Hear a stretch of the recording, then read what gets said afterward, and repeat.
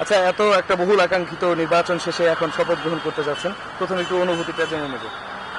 খুবই আনন্দিত, বিচিত্র অনুভূতি। 20 বছর পরে এই সংসদে ঢুকতে যাচ্ছি। এটি আমার জন্য সপ্তমবার। 3টি প্রহসনের নির্বাচন আমরা দেখেছি বাংলাদেশে, যে আবার কবে সুষ্ঠু নির্বাচন দেখবো এ নিয়ে উৎকণ্ঠিত ছিলাম।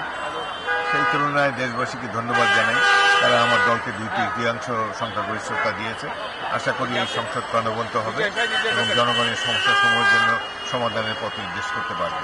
আচ্ছা, নির্বাচনী প্রচারণার সময় তো আপনারা যারা ভোটার তাদেরকে নানা ধরনের আশ্বাস দিয়েছেন, নিশ্চয়ই প্রতিশ্রুতি দিয়েছেন এলাকার উন্নয়নে কাজ করবার জন্য। সেটা আসলে এই শপথ গ্রহণের মাধ্যমেই কিন্তু আসলে শুরু হতে যাচ্ছে। তো সেই ব্যাপারটা আসলে কিভাবে করবেন এবং এবারের সংসদ কতটা অংশগ্রহণমূলক হতে যাচ্ছে? অ্যাকচুয়ালি দেশের উন্নয়ন অ্যাডমিনিস্ট্রেশন, লেজিসলেচার, এক্সিকিউটিভ সবাই মিলেই করে।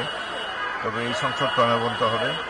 এই সংসদে নবীন প্রবীণের মিশ্রণ এখানে আছে এবং জনগণ তাদের সুচিন্তিত রায় দিয়েছে, 2/3 মেজরিটি দিয়েছে। এই 2/3 মেজরিটি যদি বিএনপিকে না দিত তাহলে এই সংসদ হয়তো 1 বছর টিকত না।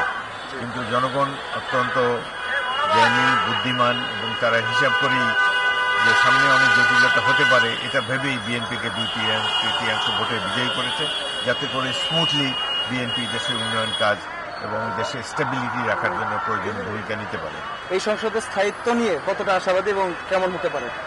ইনশাল্লাহ 5 বছর টিকে থাকবে এই সংসদ। আশা করি বিরোধী দলও তারা দায়িত্বশীল ভূমিকা গ্রহণ করবেন।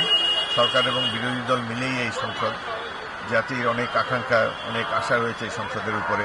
আশা করি সংসদ সদস্যরা জাতিকে নিরাশ করবেন না। Thank you so much. Thank you.